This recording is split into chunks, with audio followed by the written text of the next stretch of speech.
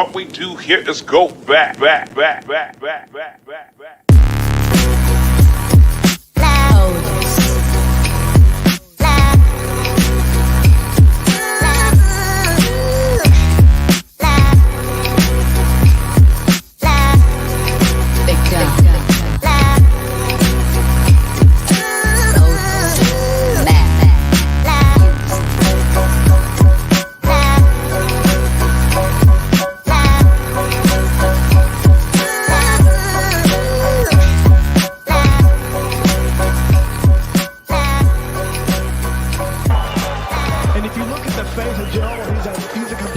Right now, there's blood all over the place. His eyes swelled up. You look at Tom's show, you don't see much, man. What's up, everybody? Welcome to Bare Knuckle's Most Wanted podcast. My name is Matthew Kohler. I'm your host, along with my partner in crime, right over here, Matt Siebel, and we are here tonight with Bare Knuckle Management. And so here's going to be kind of the format tonight, guys. We want to have a discussion with these guys, and you know, there's been a lot of things said about BKM.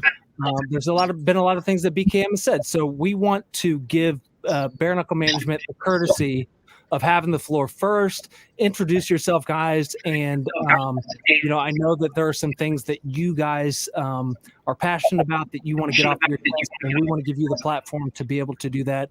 And then after you guys are done and you've made your points, so on and so forth, we also want to give our listeners an opportunity to ask you guys questions. Sounds fair to everybody. Agreed? Yes, sir. All right. Let's do it. All right. So with that said, I'm going to turn this over to Paul and Jewlz and let you introduce yourselves and your team, and then we'll go from there. Go for it, Paul. Paul Tyler, owner, most hated manager in the business. Owner, Bare Knuckle Management. As far as the team, I mean, you know, Jewlz, we have Jewlz, Susan, there you go. Just state your name and what you do. Yeah, say your name, Jewlz. Tell us a little bit about I'm yourself. Jewlz. I'm the vice president of BKM, and I don't know to say actually. All right. So who are these other gentlemen on your team here? Tonight we have Aaron Sutterfield, who just came back from tryouts this last weekend, and we're working on a contract for him. He has been able to speak with a couple of people that are going to get him in there and get him going. I believe you spoke with Nate. Is that right? Yeah, I had a conversation with Nate at tryouts, and he put a lot of stuff that a lot of trolls had said to bed. You know, to me, he confirmed a lot of things that y'all guys have been saying and working so hard to do. So, I mean, whenever y'all guys want, I can talk about that, and y'all guys can keep going on. Zach, cool. Next, guys. Yeah, thank you, sir. Go for it, sir. What's going on, guys? What's up, Juice? Juice, what you do? Long time veteran. Go ahead. Yeah, I've been fighting for a while, man. I've been fighting since like the Sean Shirk days. She's training with Shirk and all those guys up in Minnesota, Brock Lesnar, Volkman, Lentz. I'm out in Vegas at Extreme Couture now, training every day. I had a bare knuckle fight. It was a while back. I don't know. I guess the owners don't want me to win their title or something, because I was trying to fight like Jim Ehlers, Thiago Alves, a bunch of guys, but I've just been trying to get a fight. Supposedly, I'm going to be fighting from in August, but here coming up on June 9th, I'm fighting on a Oscar De La Hoya Golden Boy card out in California.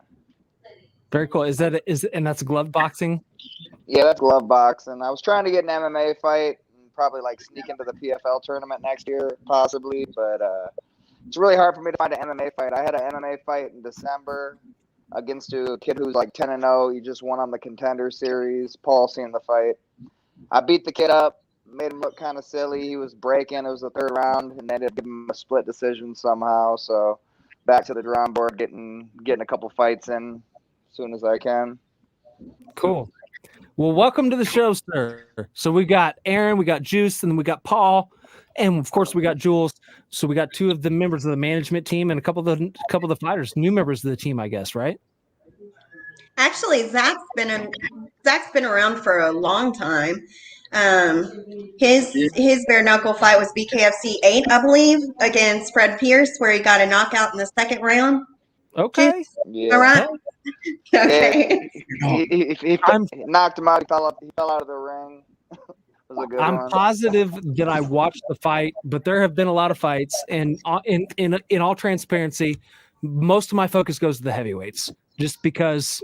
Well, you guys know my story, so and you know why I focus there. But so guys, there's been a lot of things going around, and I want to really shoot this towards Paul and Jewlz, and give you guys an opportunity to talk about whatever you want to. There have been a lot of things said about you guys, and a lot of things that you guys have said. So I'm going to give you a few minutes to address some of the things that are important to you that you really want to get off your chest. So I want to start with Paul or Jewlz, however you guys want to do it, but just give you guys an opportunity and give you a minute to get some things off, take a load off your mind, or, get some of those things off your chest that are important to you. Go for it. Paul? Well, do you want me to go, or you got it? Go for Go it. ahead. It's important to listen. People say, David always used to tell me, you always want to keep growing. The moment you stop growing, you die in any business. And we wanted to grow, so I brought Jewlz on, brought Susan in, and now I've brought Yama in, Spano, and Amber Howe to help as we build this team. We signed a lot of fighters really quick out of the gate, being that we were able to, have more than one, just me, I have a lot of guys like Juice, who's been loyal to me for a long time, and I appreciate those guys. But when you take on that many people, I think where I got to take the blame there is we kind of lost focus of what we were doing in the aspect of we were just signing everybody and anybody, and we didn't sign some good quality human beings. And and we wanted to build this thing in a family atmosphere. We wanted to be able, interact with our fighters, be there for our fighters, and help them, as I've been in the business my whole life, and I know what goes on. And managers typically, and promoters get a bad rap. So we lost focus of this isn't about just signing the best guys possible. It's about signing good quality human individuals as well. People that are going to be family, people that are going to represent BKFC and bare knuckle management in a good, positive likeness. And so that played a factor.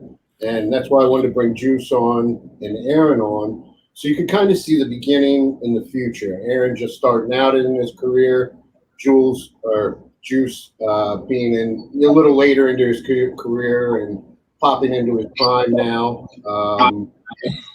We got a lot of trolls, people looking for fights that think taking shots at us are going to get them a fight. And half these people I've never even heard of. We're focused on our fighters. Well, I'm not going to defend anything I've said or any of my people have done. Our actions are going to speak volumes, and our actions are going to be everything with the contracts we deliver. Period. Cool. What about you, Jewlz? What do you have to say? I think that a lot of the drama that was going on was kind of counterproductive, as far as people were reaching out trying to say that they were trying to help the fighters be represented more appropriately, that there was promises that wouldn't be met, there was things that weren't followed through with. There was a lot of tension that was going through the fighters, they were very stressed about their careers. They were very stressed about their lives. They were stressed about us. It took a lot of attention away from us, a lot of work time away from us, and it made us not be able to focus on the whole reason that we're doing this in the first place, which is to help them achieve their goals, you know. Regardless, us signing the people that we signed, it's because we saw something in them. Now, I can tell you for Paul too, I wake up with 1,000 messages in my inbox. So the fact that we have 78 or 80 fighters, however many we have at this point, that's not even a drop in the bucket compared to the people who are trying to get to the point that our fighters are already at right now, which is on our team. You know, there was a lot of missed opportunities during the time that everything was going on. A couple of fighters left us, and now those same people who were telling them, hey, you need to go, don't have them represent you, now they don't have anyone representing them. They don't have anyone helping them. They don't have anyone pushing them. They don't have anyone reaching out and saying, you know, since you left, then now we're going to help you with your fight. You know, we had them on our roster because we believe in them. There's something that we see in them. There's things that we believe we can help them achieve, whether it be that they're marketable or, you know, they're really skilled, whether it be that they're really good at doing what they do. You know, everyone has that certain factor that we know BKFC needs, you know, and Absolutely. That's something we're very skilled at seeing in people. And I know that a lot of people who have been attacking us, or not even, I mean, I think it's more kind of just attacking the situation or the dynamic of what we had or what we have with BKM, which is like the family type environment. Before all the chaos, there was a lot of all of us helping one another. And that kind of dissipated whenever all the drama was going on, which in turn, we didn't get to do the work that we needed to do because we've got 80 fighters calling us, asking us questions, asking us about rumors. You know, we've got to calm down fighters. We lost 3 Olympians that Dave really, really wanted because of the drama and the chaos. You know, I mean, there's just, you know, a lot of stuff going on like that behind the scenes that people don't really see, you know. And to me, we're all reaching for the same goal. Every single one of our companies, we're all reaching for the same goal. Every one of those fighters that's sitting on our roster, they don't fight, don't get paid. Okay, that's it, plain and simple. So why would we take on someone if we're not going to be able to do anything with them? All we're doing is losing ourselves money, which would be not very smart. So I think people really get it twisted whenever they're talking about what benefits we're giving to who or who's taking what benefits from who, because us putting their names out there, us trying to get them a fight, we're doing that all for no cost, nothing. Yeah. You know, we don't get paid to do any of that. We're getting their pictures out. We're getting their media out. We're sharing all their posts. We're supporting them. I know me and Paul both stay up till 3 or 4 o'clock in the morning sometimes. We'll wrap back up at 7. I mean, you can ask some of my fighters. I've been on the phone with them at 3 o'clock in the morning whenever they're having a breakdown or need help. Like, we've all been there for each other. And hey, listen, you don't tell me anything I don't know. Overlooked. Listen, not that Sam Shoemaker's ever had a breakdown in the middle of the night or anything, but I do understand that it's hard work. You know, you put your heart and soul into these people, and you want to do right by them. At least that's you know, that's where I'm at. You know, I do this because, and honestly, I got into this because I love Sam, and I want him to succeed, and he's my friend, and you know, at the end of the day, it has worked out. It's going to continue to work out. Hey, Shoemaker. yeah. I love Sam. Who doesn't love freaking? He's awesome. Who doesn't Everybody loves him. love that guy? Like the Hillbilly Hammer. But honestly, he's the best. But we're not here to talk about Sam. We're here to talk about bare knuckle management and what you guys are doing. But I can relate to where you are as far as like late night conversations, putting in the your heart and soul and all those things. Like, you know, if you don't have that in you, and if you don't really, really and truly care about not just the fighter, but the human being, you have no business in this business. I'm just telling you right now. I didn't get into this for money. I don't need to do this for money. I make plenty, trust me. Like I'm okay without doing this. But, you know, at the end of the day, it's a passion, right?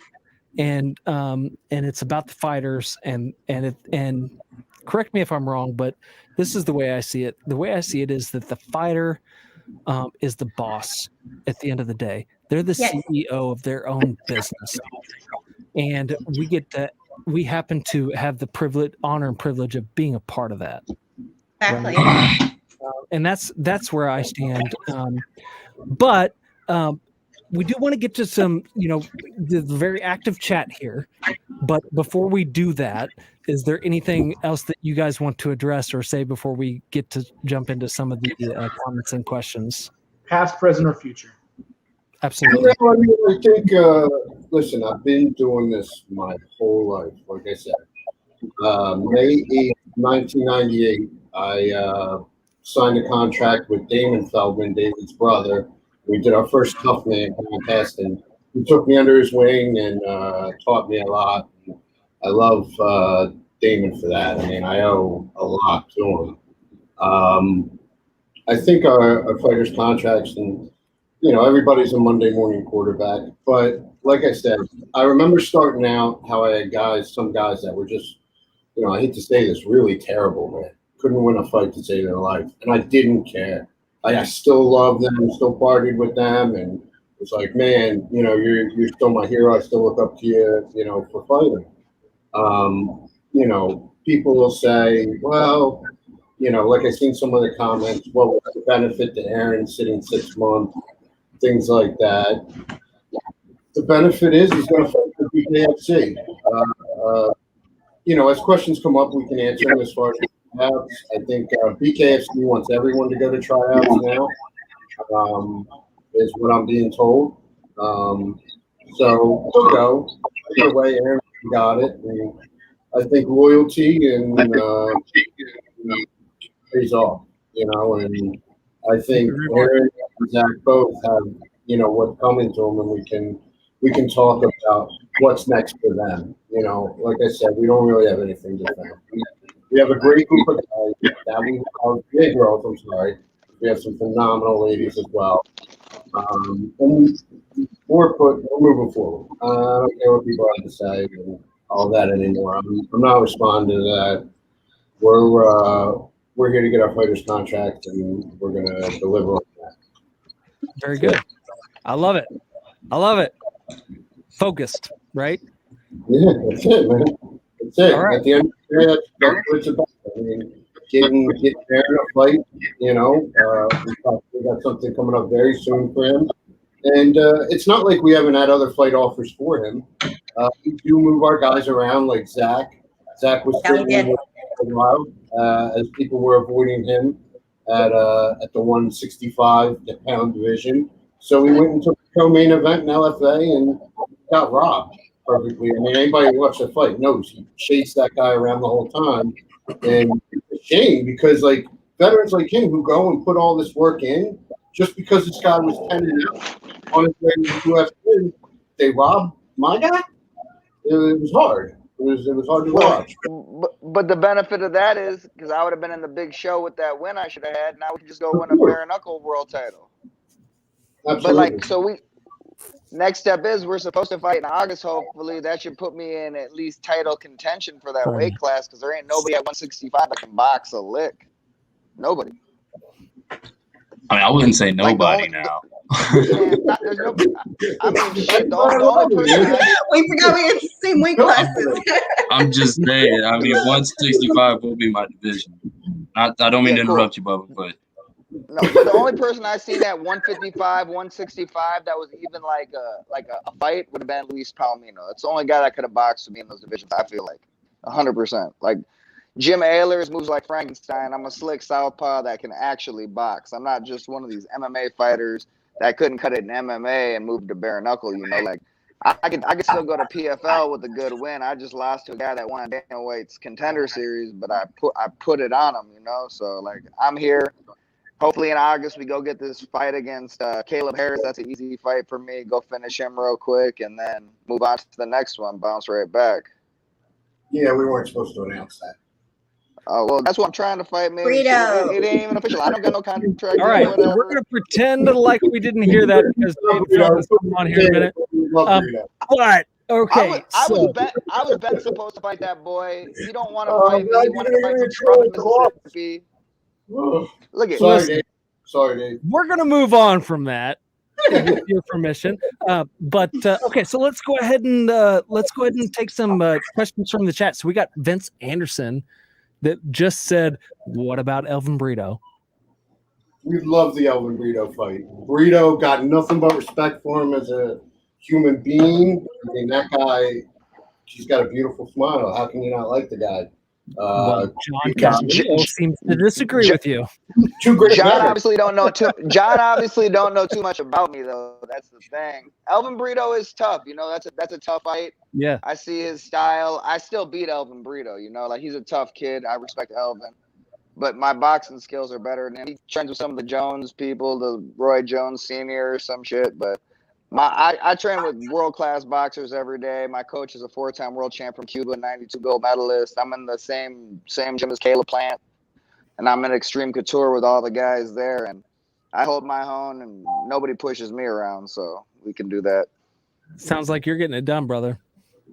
Yeah, Listen, man, and all these guys know. All the fighters know. The managers know. The owners know. Like they don't want to put me against like a superstar that's coming in with no fights yet because like they're investing a lot of money in these guys that are UFC vets, and they're coming in and like picking up decisions they shouldn't. They're losing, so they're pumping money into these guys, but they're not going nowhere. Sure. So yeah, so there seems to be some mixed opinions in the chat here on this issue. Always going to be. There's all, and you know what? Isn't that the beautiful thing about America though? Is guess what? Here's the cool thing about America is we all get to have our own opinion and it's okay. That's right. Let them fuel you. I let them fuel me.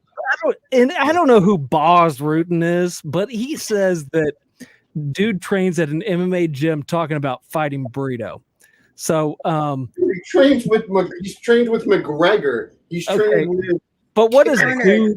Okay, but what does dude have to say about that? Because that's kind of an aggressive comment. You said I train at an MMA gym talking about fighting Burrito. I train at boxing gyms, MMA gyms. I'm fighting world caliber boxers daily, sparring and holding my own and doing very, very well. You know, I'm sparring with 185 pounders, 170 pounders in the UFC, doing very well, full MMA, boxing, all that. So people that just have formed opinions, it's just what they're seeing from the outside. You know, like if I'd have won that last fight against that kid that was 10-0, would have been a whole nother story. They would have been probably seeing me in a PFL right now, something like that. For sure. Well, and hey, just so you know, Matt, like I'm only going to address the chats that you put up here on the screen because I don't have time to look at anything else. That's no problem. So whatever you want me to, yeah. Here's the beautiful thing about Zach right now: 1 or 2 wins, you know, on the big stage, and he can get back in, you know, PFL. LFA already loves him and, you know, gave him a great opportunity, and we appreciate Ed Soares over at LFA for doing that. You know, I think LFA is one of the fastest way for people and one of the highest level, you know, MMA organizations out there. Couple of wins and Zach's back in the mix. You know, he's got almost 20, you know, fights. That's a lot. How did Zach get out of the mix though? You know, like what happened? Like what was the deal there? You know, split decision loss on this last fight. You know, He's got a winning record, but a couple tough losses. These guys need to grow and learn. And that's what they do, and then they kind of peak. So anybody can get it done. So according to like general consensus, I don't really follow Bare Knuckle a whole lot. I watch shows here and there, but so Elvin Brito, he's the number 165 pounder according to most people. Paul, is that what that is? Yeah, that's what Vince is. That is actually correct. Okay, so with the winner, if they do give me Caleb Harris, let's say this summer, and I finish him, does that put me in contention for possibly like a title or a number one contender spot with Brito then, Paul? Is that possible, do you think? That makes you 2-0 with 2 knockouts if you stop him. So yes, I would hope that that's up to Dave and Nate ultimately, but I certainly hope so. I mean, the fact of the matter is, I'm confident that Juice will win the big fights, and we just need a contract. That's it. So absolutely, but we got some offers. We got some really good offers right now. Sure, and and we got an active chat, and I don't know who Boz Rudin is. Boz. It's it's a fake name. You know what? But he did mention something I have a question about. Actually, let's move to Howie Atherton, because Howie, actually, I really like Howie. He says Elvin is the only one that made it 5 rounds with Palomino. And actually, Howie, let me know, brother, when you receive my shipment, and let me know what you think of it, because I just shipped something very special to Howie this week, and he should get it by Tuesday. So, Howie, let me know what you think. I'm very excited to hear your thoughts, and I will just say that anyone who are any of you guys attending the Bare Knuckle Boxing Hall of Fame induction on the 29th? No, unfortunately not. Okay, well, that is unfortunate. So anticlimactic. But I'll be there. We'll have somebody there. Most likely, I'll be there. Cool. But there will be some Hillbilly Hammer beer featured as a beverage at the Bare Knuckle Boxing Hall of Fame induction. So, and Howie is responsible for that. So thank you, Howie. He's a great guy, and we're looking forward to hearing everyone's thoughts. And thank you, Howie, for helping us find our table at this last event. I'm not supposed to show the label, but I am enjoying some right now, and it's delicious, and I'm loving it. So, Paul, are you on here twice? Yes, so there's a troll with his name on it that named himself Paul. So I'm not asking myself questions. Oh, good. Pocket actually, but I guess somebody made a. They're not brave enough to put their real name. Only the important people will be there, Matt. Well, listen, Boz, I won't. I unfortunately cannot make it, but hey, and so maybe I'm not important, and you know what? If I'm not important to you, that's okay. That's fine with me. They hate me so much they want to be me. Thank you. You know what? No one hates me that much. Like, there was something right. No one hates me enough to want to be. You're not doing it right yet. Keep trying. Well, hey, but I am and maybe I'm wrong, and correct me if I'm wrong, but I believe my fighter is the only guy that will have 2 different product lines going into his next fight. So that's pretty exciting, to have a Hillbilly Hammer beer and a Hillbilly Hammer line of beer products coming to market within the next couple of weeks. And that is pretty cool. Not to toot my own horn, but toot. So we're having, but you know what? At the end of the day, this stuff is fun, and there are always going to be haters out there. And so, okay, sidebar. Jewlz is sharp as a nail from a business and PR perspective. She's an asset and definitely changed my point of view from sharing hers. Running a management company, how daunting of a task is it putting out fires from media? And when is BKM giving that lady a raise? Oh, thank you. Yeah, thanks. Well, I need that. Paul, when's that raise coming? Complicated. She's happy with her deal. Let's put it that way. And boss wants to know, can Paul get me in advance on my purse? I don't know what that means, but Sure, whatever. maybe. About Sutterfield, though, listen, this guy, it's a perfect example of some of the fires we're putting out. Some of these guys, they don't want to wait their time. They rush into fights and get beat like we've seen last weekend. Aaron waited his time.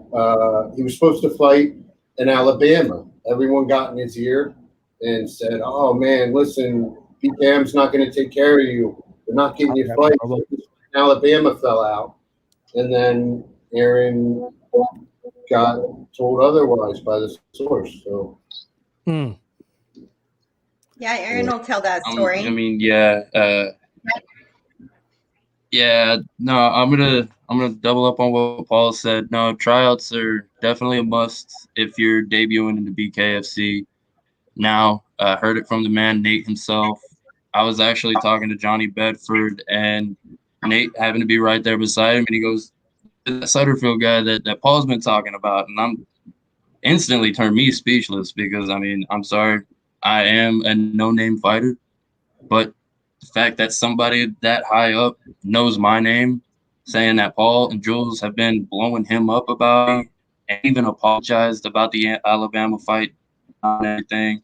Was supposed to fight a guy, Christopher Levant, but to be honest, I'm kind of glad that fell out because I don't want to fight somebody with an 0-9 record. Rather fight somebody with either a 1-0 record or an 0-0, another debuter. I think that would be good, especially for me. But yeah, no, I was sitting there talking to him at tryouts and everything, and he put everything to bed. I'm already a loyal person as it is. If you reach out to me in my time of need and you help me out, I'm going to be loyal to you to the end. And I had a lot of these guys that Paul and Jewlz are talking about. Sorry if you can hear my daughter in the back. She must be out of her bed.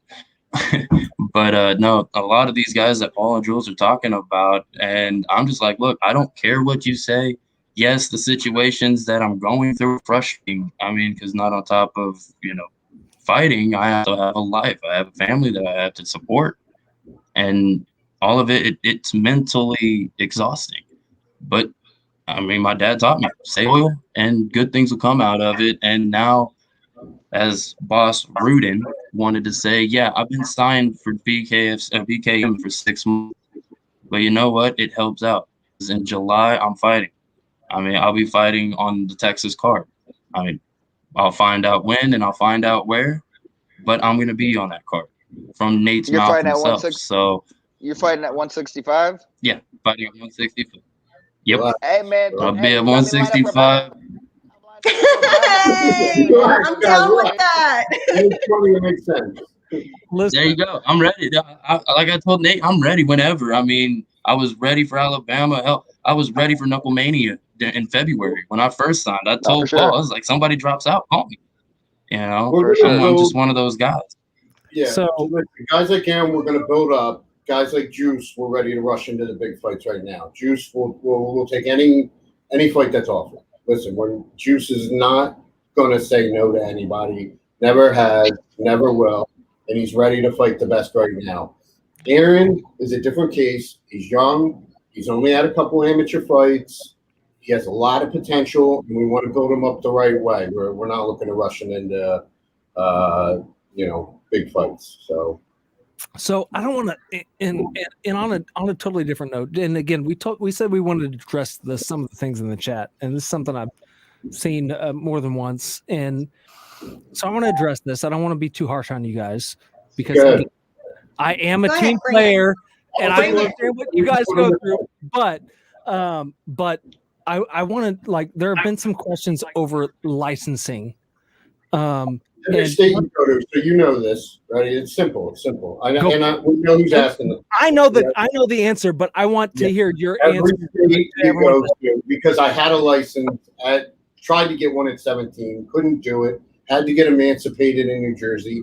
And if you fact check, I was actually the youngest person to ever get licensed in New Jersey at 17 on the what was the name of that show? Oleg Taktar fought Hank Hill. It was called Over the Line.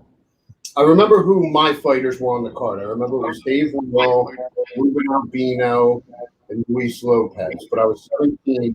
So every state you go to, you apply for a new manager's license. It's good for a year. You pay your $50, you get it next year. Anybody can get a license. What are you talking about? Get a license. You go to the state, you pay the money, you get a license. Hey, There's listen. no training, And most no of them even do it at the show, nothing too. like that. Listen, I'm not disputing anything. You know, I'm just addressing what's in the chat, people. All you gotta do is put your name, your address, that shit into a little thing, pay $75 and you're licensed. Okay, so I do want to address one more thing that's in the chat, though. So, and Boz asked, first of all, Jewlz, are you licensed? I am in 2 states. Okay, but the real And question I will be in the next states that we go to. Okay, You know, but the real question I wanted, or real comment rather, that I wanted to address that was in the chat was that Bobo O'Bannon mentioned that his manager has not gotten him his own product line, and I think that's a damn shame. I really do. you better get off of I'm just Brittany. kidding. I'm kidding. I love Britain, and you know what, Bobo? Just be patient, because Britain is the freaking best, and she is going to get you all of that and more.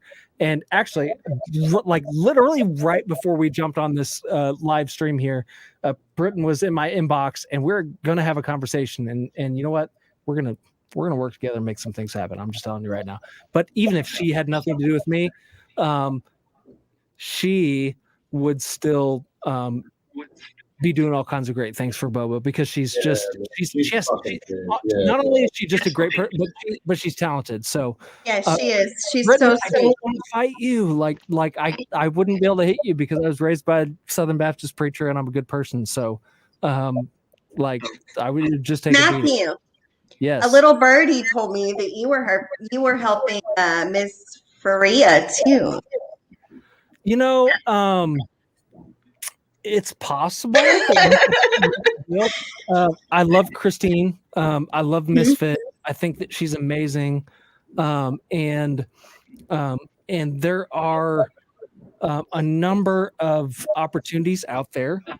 So I'm in the networking business, guys. Like, this is what I do. Like, outside of fighting, I'm in commercial insurance, and that is the relationship business, and it's the networking business, and it's all about who you know. And it's not only like, it's very similar to what we do here, because like, listen, if you sell someone a car, or if you sell someone a house, those are a couple of examples.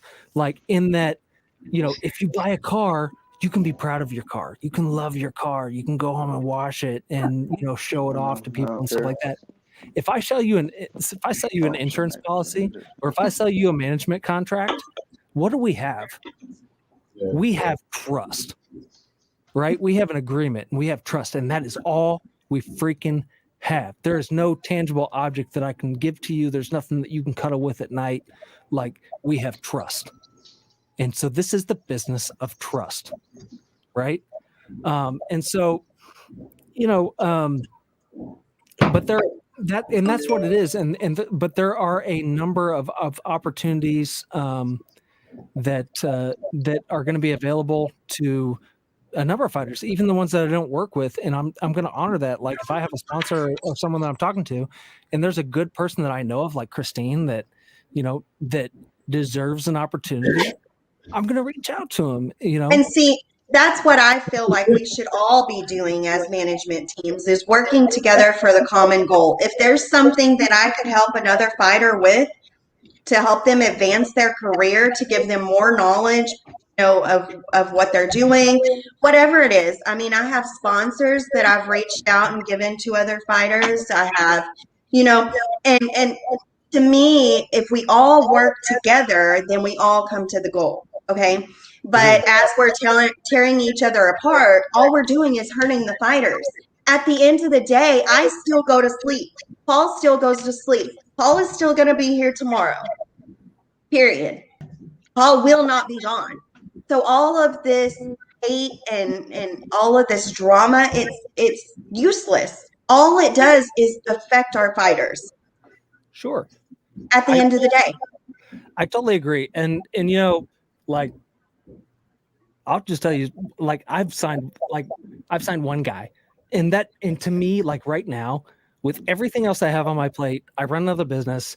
I'm having a great time with this podcast, and I'm managing the number one heavyweight contender in the world, in bare knuckle. And He was just up in Philly, right? what's that?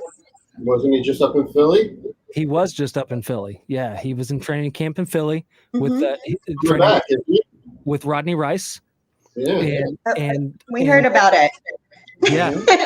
We did. Yes, sir. And, it was a great camp. Going to the woods.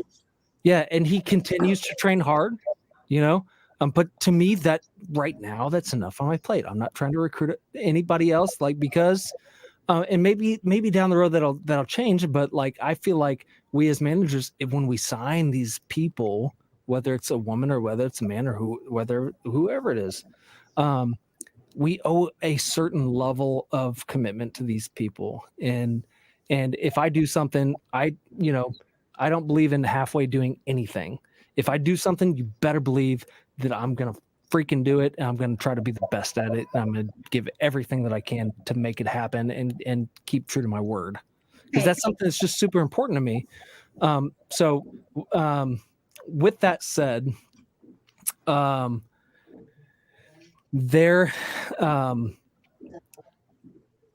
think that with Christine, you know, you brought that up. I don't want to sign Christine because I can't handle like everything. I couldn't commit to her what she would deserve right now. Yeah, it's listen, like when we did the next level deal with Next Level Nutrition, you know, like we signed an exclusive deal to them, so they would only be our nutrition sponsor, and it wasn't, you know, a selfish thing. It was just, you know, that was the deal we worked out. However, I love Kevin Smith. He's always been really good to me, helped me out. So I gave it to all his fighters as well. You know what I mean? So all his fighters benefited from that deal as well. And we got no problem, you know, giving them the opportunity as well. You know, if a fighter needs help, you know, guys that we like and, you know, we want to help, of course we want to share that opportunity with them if they don't have a nutrition sponsor. And that's what it's about, man. It's about everybody progressing, like you said many times, to the same goal, so we can make great fights for the fans and our fighters great fights, you know? Sure. So to be clear on the opportunity that I talked to you about, Jewlz, there are 3 female fighters that were mentioned, and Christine happened to be one of them. She's fighting in the top. Yes, she is. And so I reached out to Christine. There are 2 other female fighters that I reached out to, and their names were mentioned. And one of those happens to be in talks with Vince Anderson right now as well. So I know he's in the chat, and he knows what I'm talking about. And I think that's amazing. That's what I'm trying to say is, you know, us all coming together to help these fighters get the best that they can get out of their career because they deserve it. And at the end of the day, if you have something that you could offer, you know, our fighters, or we have something that we could offer your fighters to help, you know, make their career a little easier, then let's do it. Why not? Well, I'm not in competition with any other management. Why am I in competition? Like there is no competition. There's not competition. At the end of the day, we can all get paid, because here's the thing. Exactly. I make the deal with the sponsor first, and then I say, hey, I don't represent all these people, but I can broker a deal. Yeah. But I don't work for free, right? So, you know, and that's how we roll with that. So, but Were you? Sorry, not to cut you off. David just texted me and said he was trying to get in. I can't get in. Does he have the link? We would love to talk to him. He verified he was coming on. Do you have the link? Let's see. How do I send them the link? Send them the link. It's in that group chat. I'm sure Matt is sending him the link as we speak. Working on it. But yeah, that would be helpful. To go in the group chat between me, him, and Matt. Yeah. But yeah, so the question right now that's scrolling down here on my screen is, what question do you have for Paul, Jewlz, and BKM? And I apologize that I'm not getting to a lot of them, guys. I really do. Like, I'm kind of a chatty Cathy. Like, my mouth starts running and it doesn't stop sometimes. So, but what There's question also- do you have? Right? I mean, Question? No. Huh? Is there a question? is there a question that we can ask to BKM right now from the chat? Because I can't see the entire chat is not visible to me. There's no questions currently. If they have any questions about when any fighters are fighting, like I said, we got some great guys and great girls. Yeah, Aaron. Let's talk about like what. Don't call me Cathy, Bobo. I call myself that, but like, Yeah, what a great fight from Bobo. you Huh? are supposed to be friends, bro. Like, okay, but Aaron, who do you have your radar on? I got one musty-haired motherfucker that I got my eyes on. And sorry about my language, but I want Malo to come up. I'm kidding. Go ahead. What'd you say? Sorry. But no, I want Malo. I had never even knew his name except for, his third round KO that he got dropped in at BKFC 16, I think, if I remember correctly. Other than that, I had no idea who he was.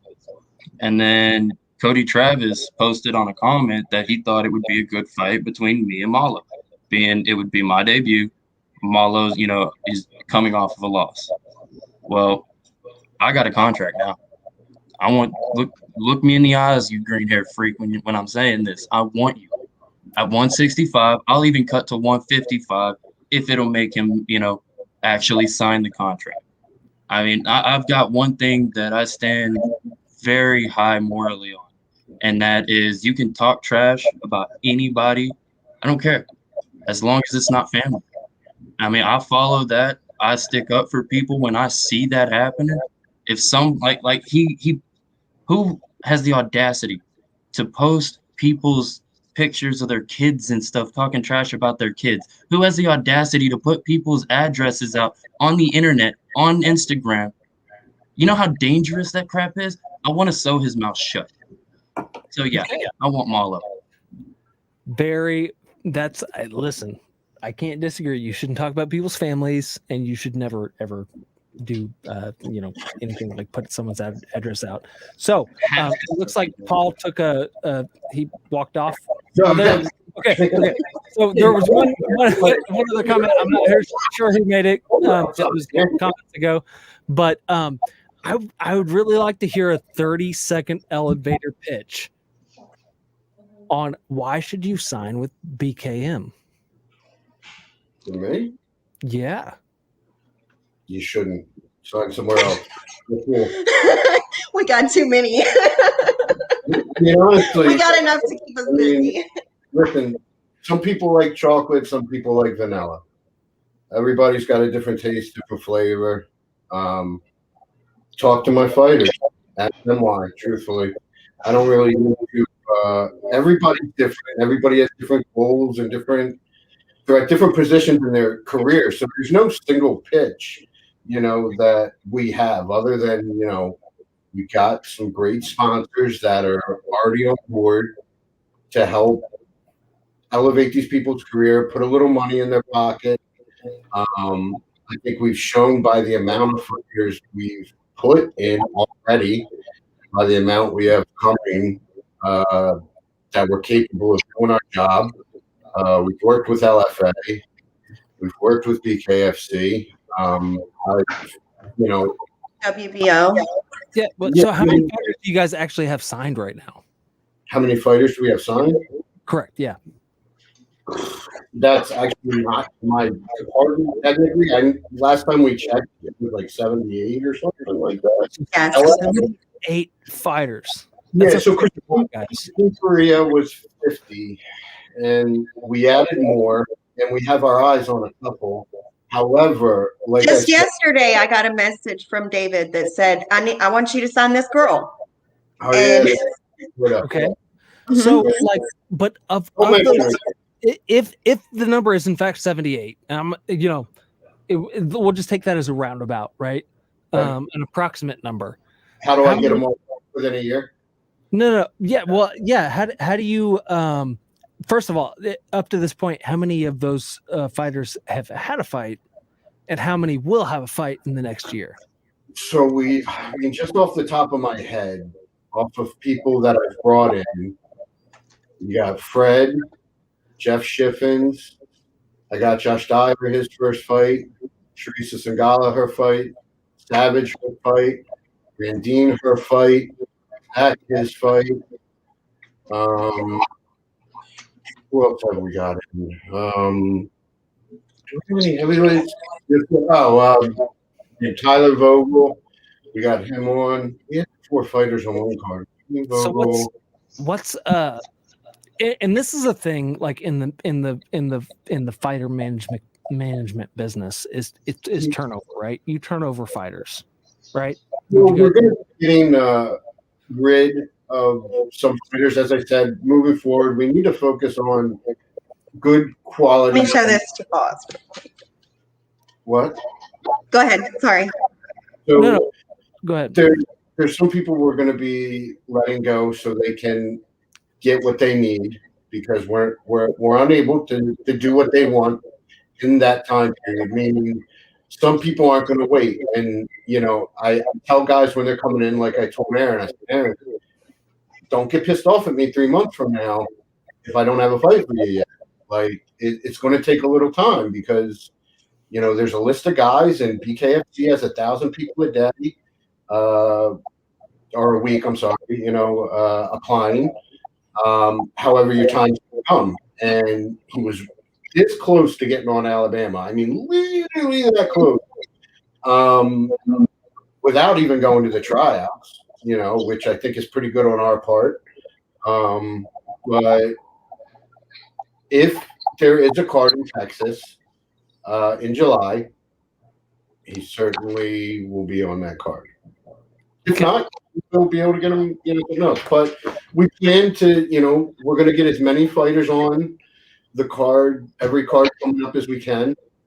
We have some people scheduled to go all the way out to August, as you can see, with Juice being prepared to fight in August. So we're looking good. People are going to say what they want, but Sure. So okay. Go ahead. And I'm going to paraphrase from a comment that I saw in the chats, but is there a clause in your contract with your fighters about not fighting outside of the BKFC? No. There's no. So any of your Yes. fighters? Wait. Yes. There is a clause in our contract that says they are allowed to fight outside of Okay. BKFC. That we will work with other management, and we will also work with other promotions. We are the only management company that has a 60-day release. If at any time you are unsatisfied with the work that we are doing, you give us a notice, and within 60 days your name is released, your contract is released, and usually it only takes a week, not even that, and we have nothing else to do with you. How many? Period. How many times has someone made good on that clause of the contract? Well, one you just saw this weekend, Mr. Roger Hummel asked to pull his contract. We let him pull his contract. Kevin Smith inboxed me. He asked me if Roger was a good candidate for him to manage. I said yes. I told him Roger has always been very loyal. He was a good guy. He helped us a lot. Kevin Smith took him. They sent him over to BYB, and he had his first fight last night, got knocked out in the first round, and it is what it is. Would we have let him take that fight? No, we wouldn't have. Why not? Because that fight was going to be something that was, not not on Roger's level yet. We would have built Roger to be a little bit stronger before he took on such a hard fight.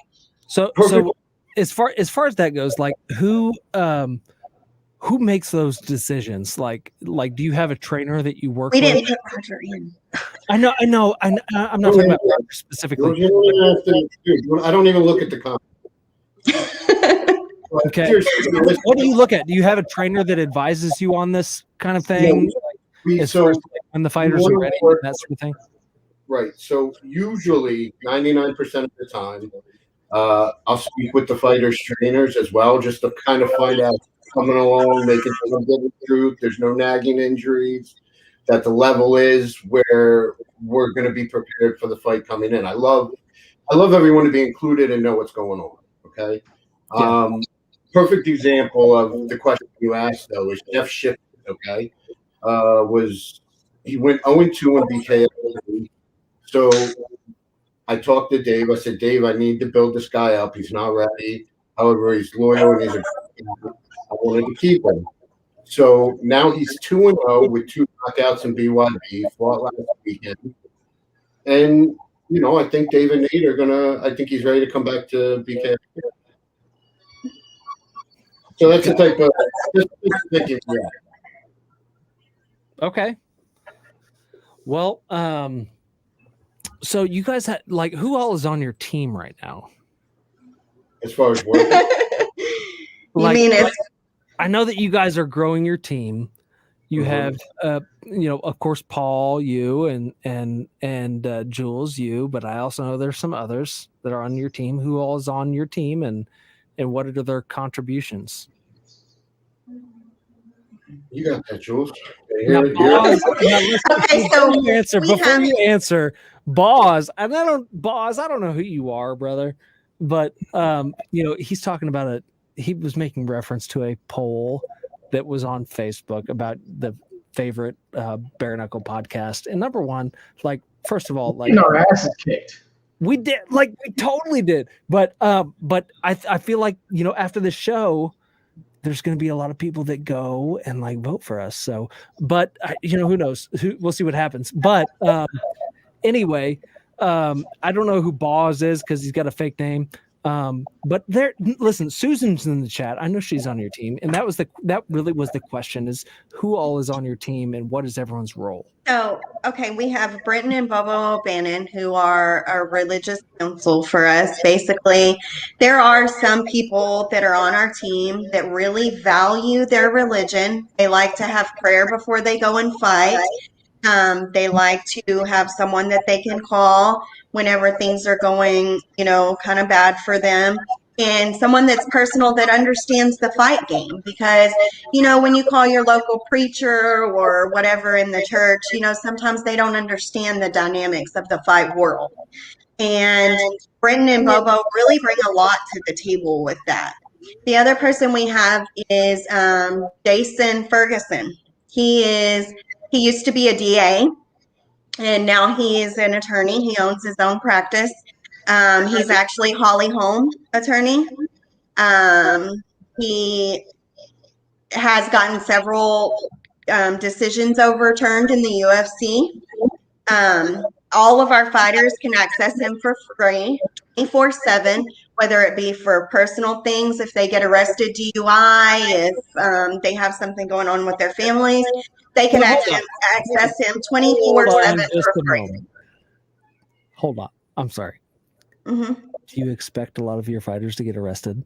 No, but shit happens. Shit happens. That's a legitimate question, though. It is what it is. It's not. If they have a contract, they need looked over. He does it. If they're going through divorce, he does it. He literally will help with any kind of legal battle that you have. As of right now, I know someone that he's getting some stuff taken off their record for them, getting some stuff expunged or whatever. I don't know. That's not my field, but I know that he's working on that. Essentially, you have him on retainer for all of your fighters. Is that correct? Yeah. No. Our fighters pay nothing for him. We have him on our team. You as a management company have this lawyer on retainer to represent your fighters. Is that correct? Basically. We don't. I mean, yeah. we can't tell you how we Okay, so do you're this. gonna basically, you're gonna have, Maybe like, Lions- basically, it's not. You have to elaborate on that. What do you mean? No, listen. I mean, we have a deal worked out with him, and he's went and did an interview when we hired him, talking about what he does and the plan for him. So, but yeah, I mean, I don't want to get into the details of the deal. That's all. Okay. Fair. Then also on our team we have Susan, and Susan is a great asset as far as a lot of the financial stuff she handles, a lot of the sponsorships she's been doing a really great job with. Susan handles a lot of the secretarial type stuff that we need. I know at any moment I can call Susan within a couple of seconds. She can get me the information I need to be able to turn over and give it to whoever I need to. Sometimes it does get overwhelming with us being on the phone 24/7 with so many people, and we forget, like one person, we forget to do things sometimes. And Susan's very, very adamant about making sure that she follows through and gets stuff done. So her position is our financial advisor. She is there in case people wanted to talk to her about upping their credit score. She'll help you apply for college. At the end of the day, these fighters, whenever they get done fighting and entertaining all of us, they don't have anything else to fall back on. Now, David has opened this pension, which is a huge thing because no other promotion has ever done anything like that. But also, we want to be able to leave our fighters with something as well from our management. And helping a credit score, helping getting stuff balanced, helping, take old debt and consolidating it and doing all of those things. Sometimes that can get overwhelming, and she's there and it's free. So why not take advantage of it? I mean, there's a lot of things. I personally have traded in the stock market for 10 years.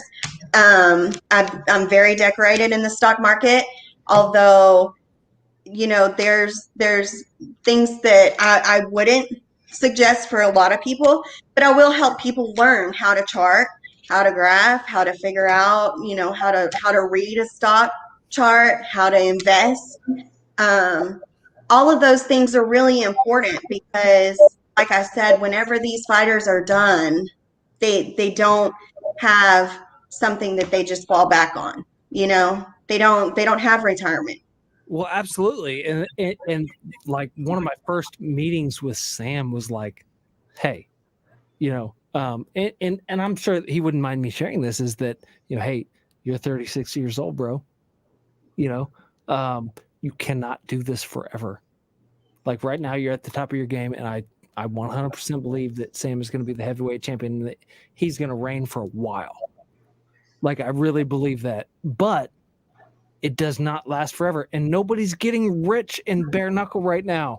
Exactly. Okay? From your fight first. And so we got to make a plan. We have to make a plan.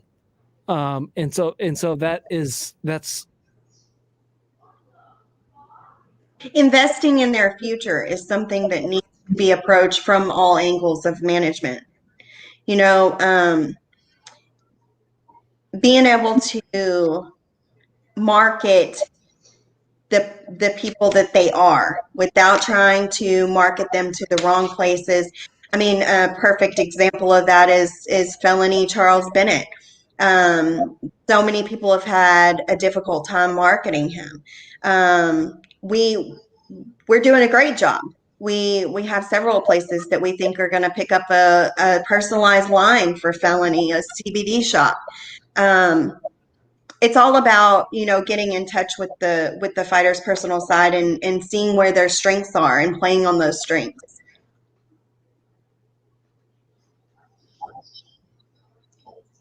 Well, that's unusual. we just lost the host. So I did see Howie was asking a question about who you think. Yeah, the next female fighter, and I know you guys have signed a lot. Is that something BKFC is kind of looking for? Is creating that women's division? Yeah, I think the women's division right now is more prevalent than it's ever been. Yeah, I think that, you know, we have a lot of really tough women that are ready to go. It's you know, it could be 2 or 3. I mean, so I guess, you know, the next show we're looking at is June. So, you know, probably we're looking at Pittman if the opponent comes together, and Naja as well. Those are the 2 that would be next up on our radar. After that, Maya, Christine for July. So, Okay. So I apologize, guys. My internet. I live in the country, like straight up. If y'all don't know me, I am a country boy, and I live in the country. But here's the question that I was getting to, Paul. Is it true that you actually had Jenny Savage jump in the ring during Hart's victory speech after making Savage think that's what Feldman, all caps? Yeah, I read the question. Okay, go for it. No, you know, believe it or not, me and Britton have had a good relationship. We've gotten along well. She's actually the one who helped me get Teresa's opponent, Taylor Starling. That's who I called when I was looking for a fight for Teresa, actually. I called Britton because she knew her. So I would never do that, especially when her celebrating. I was surprised Jenny did it. And I mean, listen, Jenny's like a real G in the aspect of like that girl will like punch you like on the street. Like if you test her, like some fighters are like that. Some are kind of like, oh, I'll keep it out of the ring. Some are like, I'll fight you anywhere, anytime, you know. So, but no surprise. So I'm not saying either way, but there are a number of people in the chat that say that what you're saying is not true. What do you say to those people? One of the persons who's saying that is under a fake name, who we already know who that is, the recruiting guy, said I told him that. Who is it? I'm not even gonna. Nobody. It's a nobody. I don't know, but I inboxed him the screen captures he asked for, so he hasn't even checked that. We're not gonna waste time on morons no more. So, you know, listen, these people got nothing better to do than this. We're focused on what we're gonna do. We ain't gonna fight and answer and respond to every little nitpick. You know, we don't care. We're done with you. We're done with you. Move on. Like, go get a fight with David. Then go get a fight from Nate. We're not giving you no business.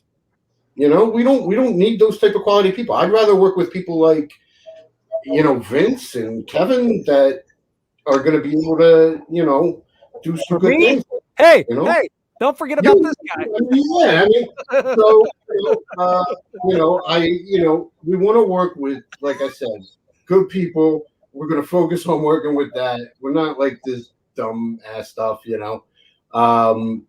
We can't, man. Listen, people have gone above and beyond to try and rattle and get attention. I mean, as far as messaging my 13-year-old daughter, okay. So they've crossed some serious lines, and I know who they are. And who are they? There's one of them popping up now, but not Howie, obviously, not Howie. But I would hope not. I like Howie. Yeah. Howie's cool. So Cody Travis says, "Why did Paul say?" Cody Travis says, "Why did Paul say I'll see you soon?" What did that mean? I don't know. Who's Travis? Cody Travis is the guy that runs the Inside the Minds of Fighting podcast. He's actually a friend of mine. He's a good dude. Yeah, he said he posted our 300th fighter was like bashing me when my daughter's mother died. Was trying to, yeah. Okay, I don't know anything about. Hey, I don't know anything about that. Well, no, I'm telling you right now. I mean, the guy was taking shots at me like I was like at a funeral and viewing. Like, insulting my family, my kids, talk to one of my kids, like, because one of my sons, I got a 16-year-old boy, a 17-year-old boy. They're both great fighters, a lot of potential. I have a beautiful little daughter, 13 years old, who now is, with me full time. And man, I'm getting emotional. Some of these people they're just fucking rotten, man. So you just got to move on. And listen, it was honestly hard to like even stay in the business almost at that point, like. So like, what has kept like? Listen, regardless of what anyone says about me in the business. Yeah, like regardless of whether what anybody says is true, that you've lied, you've stolen, you've done all these things, and you're this horrible monster of a guy, whether or not this is true, let's assume that it's not, okay? But what has kept you in the business? Like, what makes you keep coming back? Like, why do you want to be here? My fighters, 100%. Like Aaron said, some of them are like, man, and I love them, and they love me, and they're,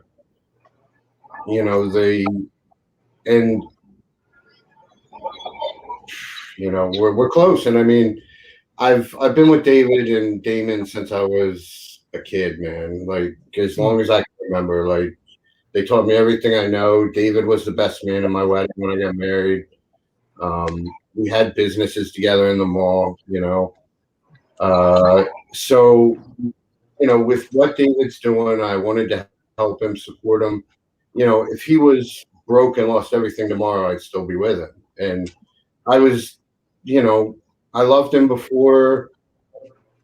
I thought he was crazy when he told me he wanted to do bare knuckle, and then you see me refereeing fights on YouTube with Bobby Gunn. I thought he was crazy. I was like, man, how's he going to get this approved?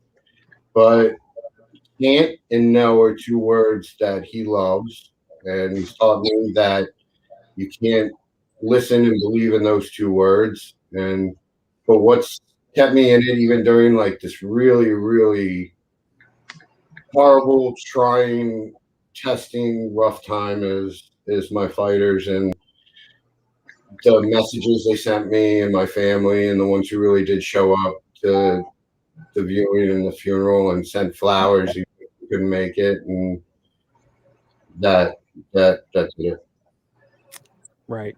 So I've got a couple more questions. So Jewlz, one of the questions in the chat was for you, and they said, "What got you into combat sports?"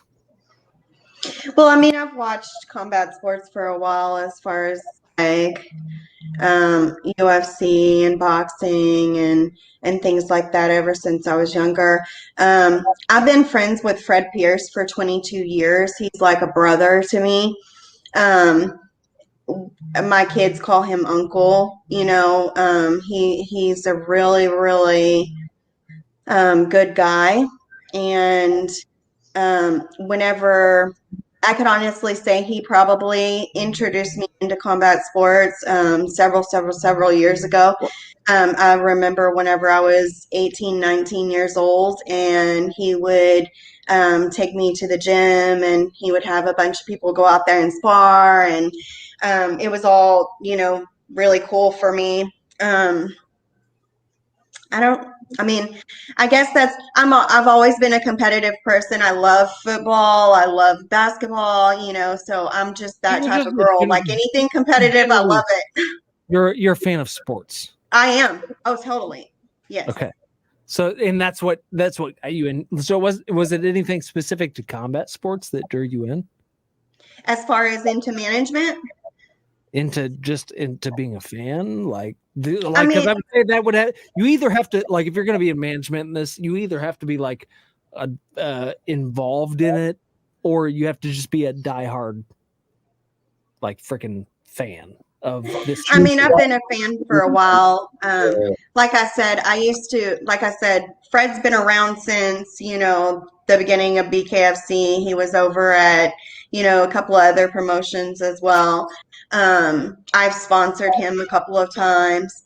That's all, kind of water, I guess, under the bridge. Me and Fred are so close, but that's what really drew me to BKFC in general, was because he was fighting for them, and he called and he was like, "Hey sister, look, I got this going on here. You need to check out this promotion."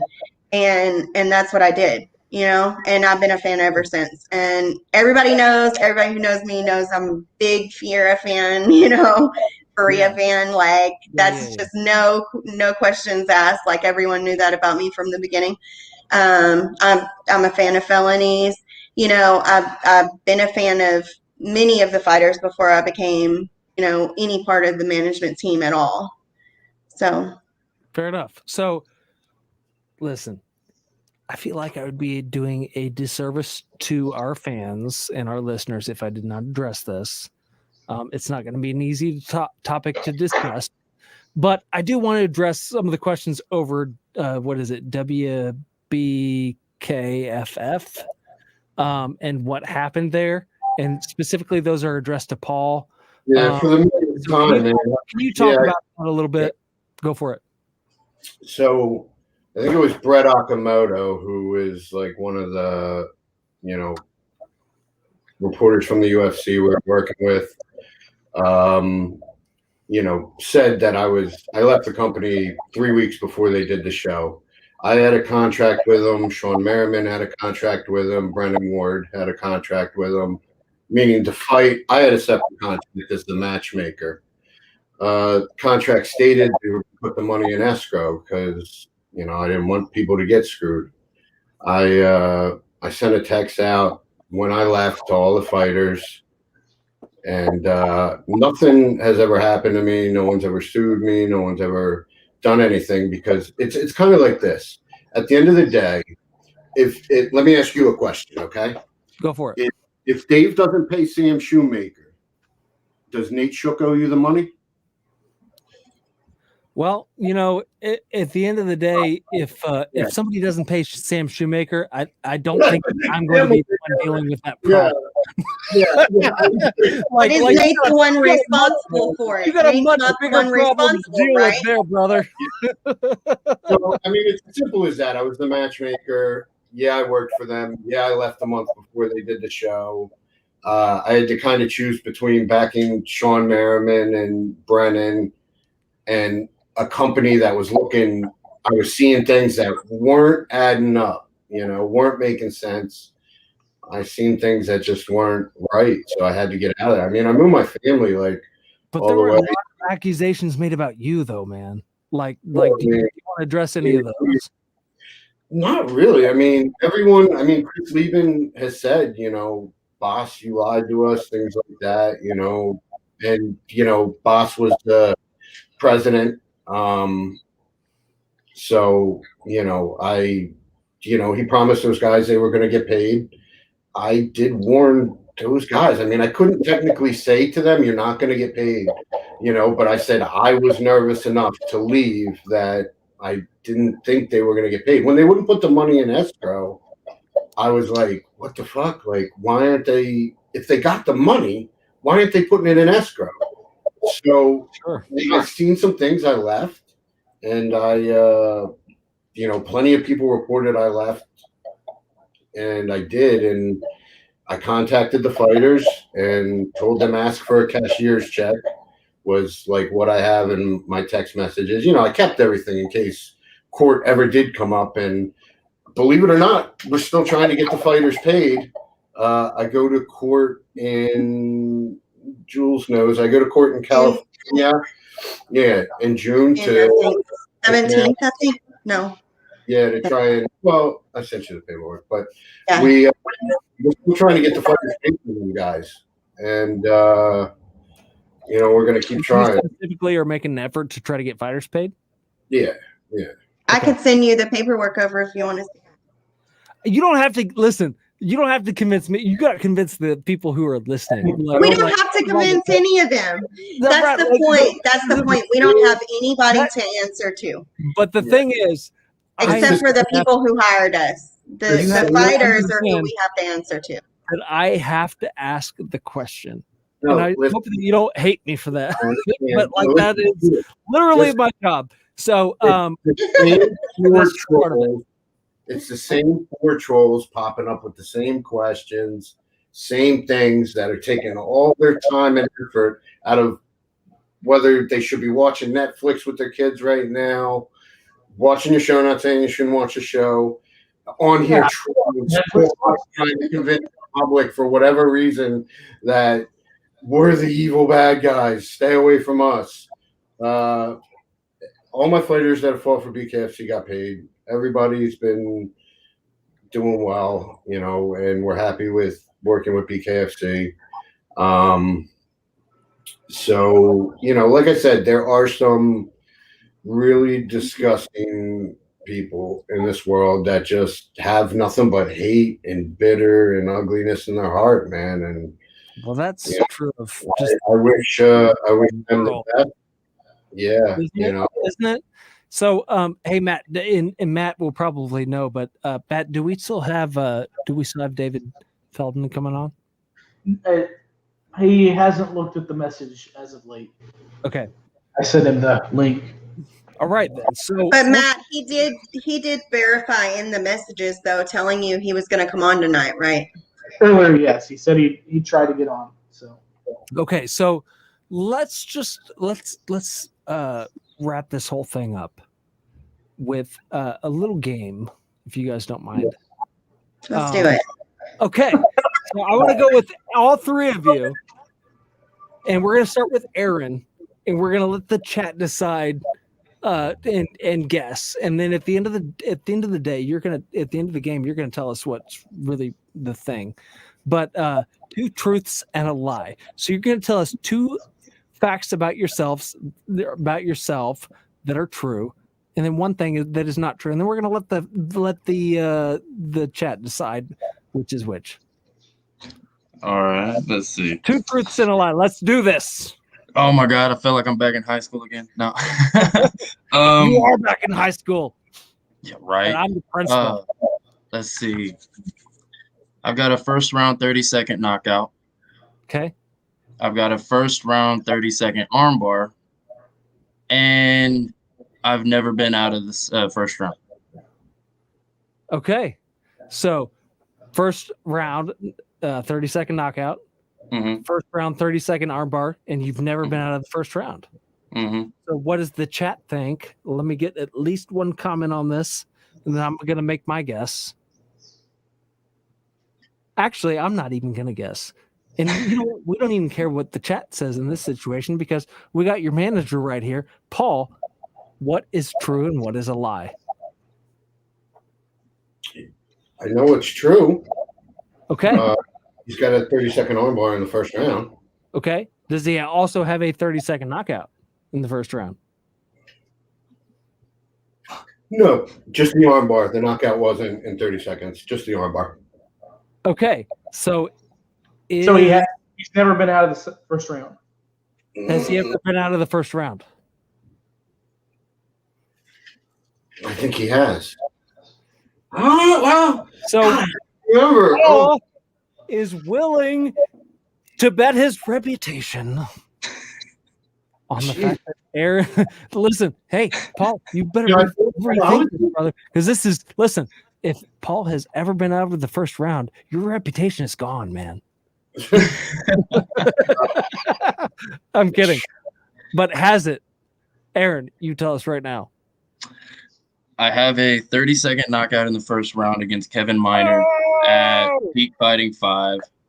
And then I do not have a 30-second armbar. I have a 42-second armbar. The official time is 42 seconds in the first round. And I've never been out of the first round. Here's the good news. Here's the good news. His last fight live. You're good. Here's the good news. No, you're good. You're good. Paul was not wrong. He wasn't wrong. No, because it was an armbar in the first round. It wasn't 30 seconds. I had to make it a little fun for everybody. You know what I'm saying? Okay. Aaron, thank you. And no, by the way, whoever just said Caleb would stop me. No, I'm sorry. That's not what I like Caleb. I love the Lionheart. I love Caleb. I respect the man, but it would be a great fight, and I could see it going all 5 rounds. But he's not going to beat me. He wouldn't beat me. Sorry, Okay, I don't see. There are some great people in the 165 division, but like Juice said, I just don't see it. I'm gonna go straight back to one of the first opinions I gave on this show is that isn't that the beautiful thing about being in America? We all have It is right? our own opinion. Right. Gotta love it. So next and maybe last thing on this show, Paul. 2 truths and a lie. Let's go. Is anybody gonna freaking believe me anyway? Took my first fight at the UFC at 15. As a fighter, I have 5 kids, and I guess I'm the devil. okay. So he either did not take his first. So now the UFC thing, first fighter first fight in the UFC, was that as a fighter or as a manager? That was as a manager.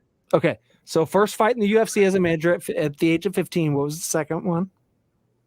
5 kids. You have 5 children. And the third is that you're the devil. I'm going to say that you're not the devil. I know that's true. And I also know, and I've done a little bit of fact checking. So I know that you at a very young age. That would make a difference. Right. Well, I guess it depends who you act, and maybe that is somewhat subjective concept, depending on who you ask. But I'm going to guess that you do not have 5 children. Am I right? That's true. Do you have children? Yeah, I have 3. 3 children. Okay, so 3 children, not 5. So when I was 15, I showed up to the UFC with my first fighter. No, I wasn't a licensed manager at 15. And Art Davey was the promoter at the time.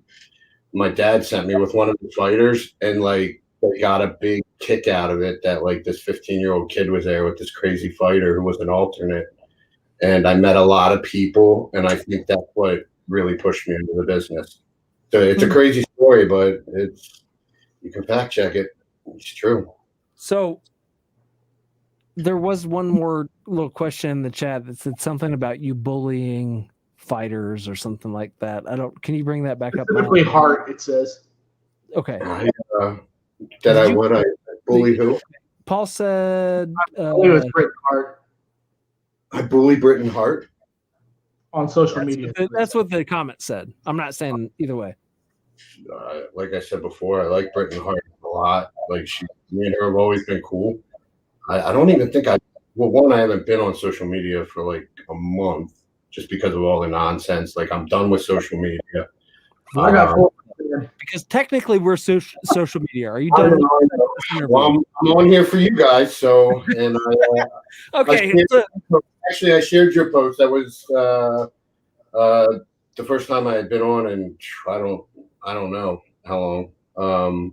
But I didn't even mention Britton in an interview or. I'm not sure it was even you. It just said your team or your manager. Do I bully my fighters? I don't know, Aaron. Do I bully you? Okay, well, that's the question of the fighters. Not at all. Had nothing but amazing interactions with him. Okay, well there you go. There's from Aaron. So here's a question though. This may be the last question. But if you could fight anybody in the BKFC community, whether it be a podcaster or a fighter or anybody, Paul, who would you fight in a straight up fist fight? Like a street fight? Yeah. Hell yeah, one-on-one street fight. Who is it? Lay it on me, brother. Sanctioned one-on-one street fight. Legal, like waivers signed. Nothing. We don't talk about anything illegal. Mutually assured comment. There you go.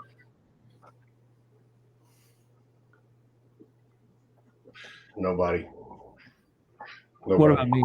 Probably a safe answer. Listen, I tested myself out when I was younger. I got no interest in fighting anyone. What about Malo? A bunch of people have called me out. Paul asked Paul versus Malo. I was at the last event. A lot of. Listen, I've been threatened before. It ain't the first time. It ain't going to be the last time. If somebody wants to put their hands on me, then. But in a box, like in a sanctioned fight, would you fight anybody in a sanctioned fight, regardless of who it is? Cody Travis from Inside the Minds of Fighting just had a little post up there asking if you would fight him in a sanctioned boxing match. Are you willing to get in a ring at some point? And that's the question. Doesn't matter who it is. Yeah. Yeah, you would. Yeah. I'll. If you want to go into, I'll beat your ass. Would you go into like a celebrity thing, or would you just straight go into? So, Damon holding a celebrity boxing match. People have brought it up several times. Who am I going to fight? I have a fight scheduled there. With who? Who's your opponent? What's the guy's name? God, what is the guy's name? I don't know. It's up to Damon, Tim Carino? I'm going to get killed. I don't even know if I'm going to do it, honestly, man. I think I'm trying to go a different way with some things, and, Would you fight Tim Carino and or Cody Travis in a sanctioned boxing match if they challenged you? Trap Gambino. No. They can all beat me up. I don't know how to fight. I suck. I don't want to get beat up and hurt. Hey, listen. That's not. Listen. Somebody I was talking to this manager, like this fight manager the other day. It was like, hey man, like when I talk to my fighter, I tell them they have to do this, this, and this, and that, and that, and that. And I'm like sitting here listening. I'm like, well, here's the problem. Sam is not scared of me. Like Sam is in no way intimidated by me in any way, nor should he be, or by anybody in the world. But my fighter's not intimidated by me, and so like at the end of the day, like it's a game of sport, right? Yeah. No, it was an opportunity to raise some money for charity. A charity I was very close to, and do I think it's 3 1-minute rounds, 16-ounce gloves, headgear, and a mouthpiece. I grew up in the gym with Damon and David. They both taught me how to fight, and I have had amateur fights. How many? I think like 9. Okay. 9 amateur fights. Yeah, and just pure. So you've been in the ring, huh? You've been in the ring. Yeah.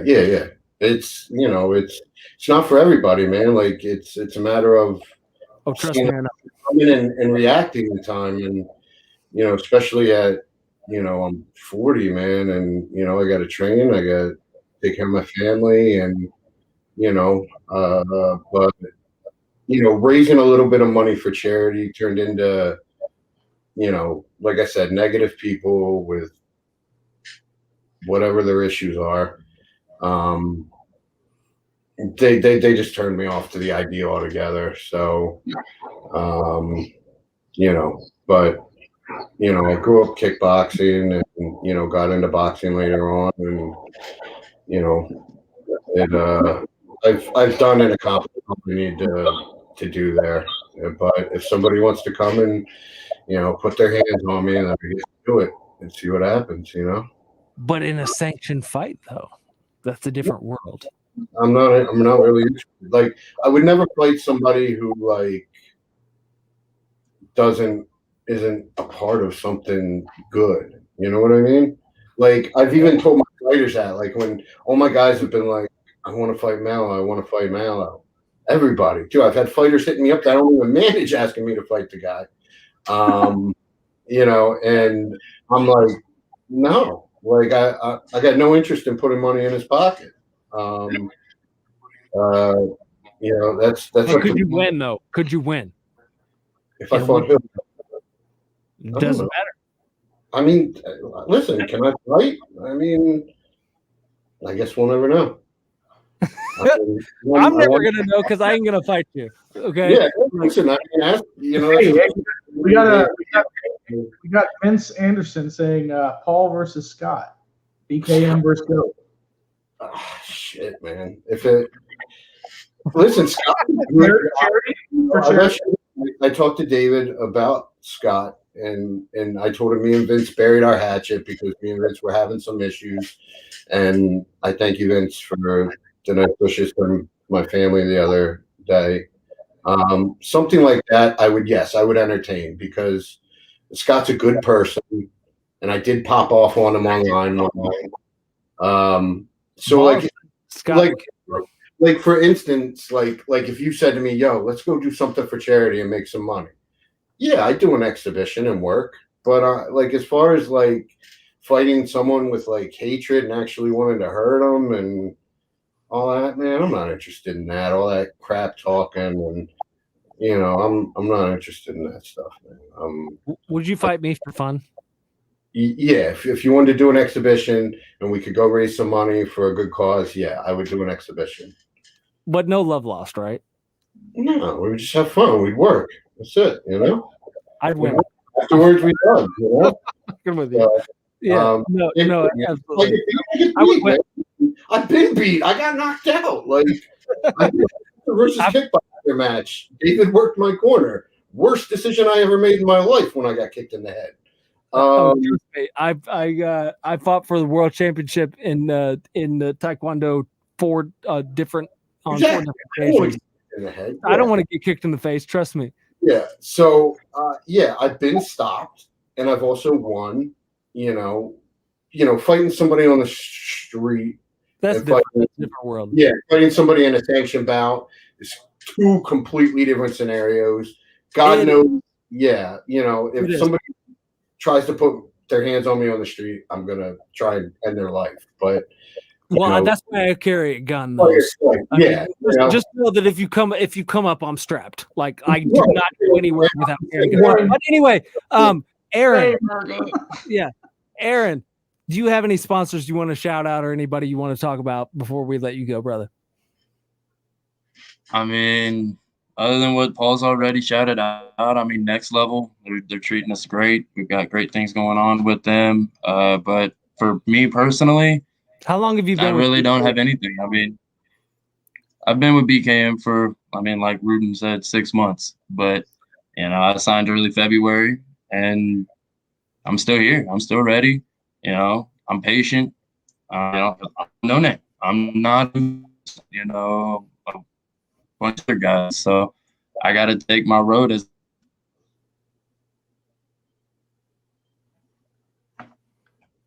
Fair enough. I think we might have lost somebody. Well, hey, brother. All right. Well, thank you. Thank you for coming on. We appreciate you. We look forward to seeing your debut. And, hey, at the end of the day, it takes hard to step in there. So it looks like we lost Jewlz a while back, but let's close it out with BKM from Paul. And Paul, who do you want to shout out, or what do you want to say before we let you go, my brother? I think you guys covered enough already, man. You guys worked. Jesus Christ. These are things I've repeated a million times. But like you've seen tonight, there's a few people that just, man, they got it out for us, and they're going to do anything they can to try and fuck fighters' careers up, fuck our lives up personally, whatever.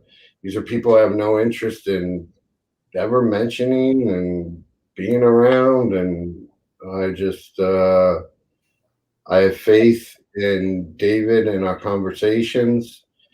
And loyalty goes a long way. I'm in this for my fighters. I don't need to do this, and I love my fighters, man. I really do. I got some really great men and women, man. Crystal Pittman, Aaron, Zach, Mike Richmond, Jewlz as an employee, man. I got some really great people that are just part of my life, and they're going to be part of my life forever. And we came on here to try and, I guess, set some things, straight and put an end to it. It'll be the last time I do a podcast or any type of interview, more than likely. So that should make a lot of people happy.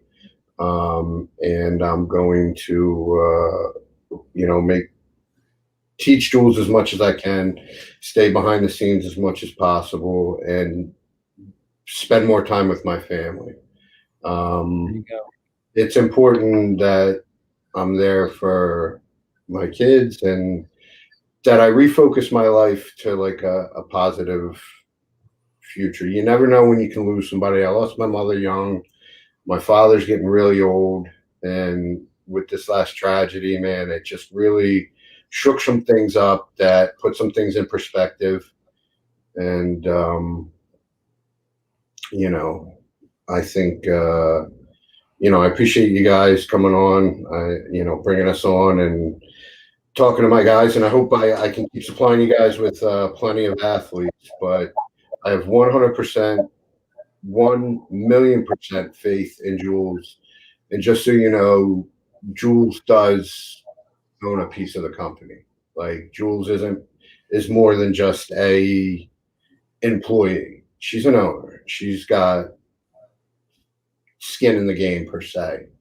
And I want as many people with us to have that, to, nobody's getting rich off this, man. We do this because we love it for reasons, Not yet. and it really is.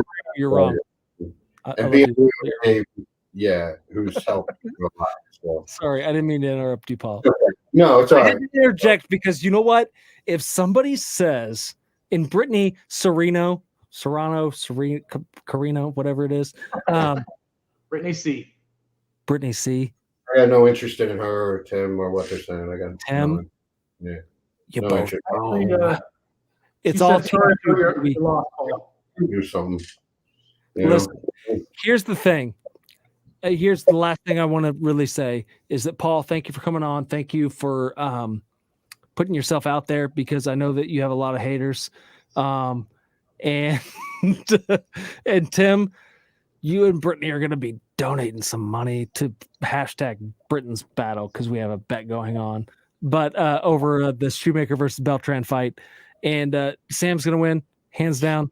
Team Shoemaker, baby. Boom, boom. Okay, yeah, Team Shoe. But at the end of the day, I love everybody. And if we ever do box, Paul, or kickbox or whatever it is, listen, man. I got nothing against you, but I'm coming in to win. Right? But I'm in, man. If a doctor will clear me, I'm in. But hey, at the end of the day, thank you to all of our listeners. And Matt, go ahead and shout out our sponsor for this evening. That's Stringer Nutrition. Boom. We got a blue raspberry pre-workout. Stringer has all sorts of supplements. So if you need supplements, go to StringerNutrition.com. Delicious and healthy. So thank you to everyone for joining us. We love you. Thanks so much, Paul, for coming on. You took a lot of tough questions. We're going to go ahead and let you go here. Thank you, everyone, for joining us. Have a good night. We'll see you next time. All right, man. It was a good show. Thank you, everybody, for coming on and watching. And I'll let you send us off. Well, hey, listen, thank you to everybody for watching again. Be sure to tune in next week on Sunday at 9 p.m. Eastern, 8 p.m. Central for the next amazing episode of Bare Knuckles Most Wanted, coming to you live right here. I don't think we have anybody quite signed up yet. But we will. We will. We do have somebody lined up for June 6th, if you want to tell everybody who that is. Well, so on June 6th, we do have a couple of freaking legends, if you ask me. So first of all, you have on June 6th coming up is like I'm going to be turned into a fanboy probably, but we do have the man, Ken Shamrock, coming on to the show. Ken Shamrock is like a Hall of Famer. He's a shoot fighting former champion, the WWE star, UFC. former champion. Yeah, UFC, former champion, WWE, former Intercontinental champion. It is going to be lit. And not only that, but we also have Sam the Hillbilly Hammer Shoemaker coming onto the same show. So that is going to be definitely one on June 6th that you absolutely don't want to miss. And so Ken Shamrock is going to be talking about Valor Bare Knuckle and what he has. Yeah, hopefully it's coming back, and that's kind of just watching his social media. It looks like that's what's happening. So it looks like they're making a comeback, but if nothing else, we're going to hear about the history and his thoughts. And I also know that he's had a number of underground bare knuckle fights. And then, of course, Sam the Hillbilly Hammer Shoemaker, who's a living legend that has had countless underground bare knuckle fights, some of which I've witnessed as a kid, as a teenager, because I grew up with the guy. How will you come on here and ask him how hard he got hit? Right. You gotta watch. Right, exactly. Come on, ask the question yourself. But we'll also have Sam on here, who will be the next BKFC world champion, and the Police Gazette Diamond World Belt holder and champion. So the Carinos will lose their bet, and they will be donating some money to it. Very wonderful organization, Britain's Battle. But until then, we love you guys. Thank you so much. Give us a vote if you see a poll. Yes, go to OnlyHands and vote for us. We need your votes. We want to at least be second. Yeah, freaking come on, guys. You know you love us. I mean, this is our fourth show. Come on. This is our fourth show, and we're like in fourth place. So give us some votes. Let's at least get us into second. We know we're not probably going to beat the unnamed current champions, but we want to at least be in the conversation. Fight Mixer family, by the way. They are. We love them. It's Knuckle Up. They're amazing, and they have a wonderful show. Go check them out. But we love you guys, and tune in next week for Bare Knuckles Most Wanted. Peace.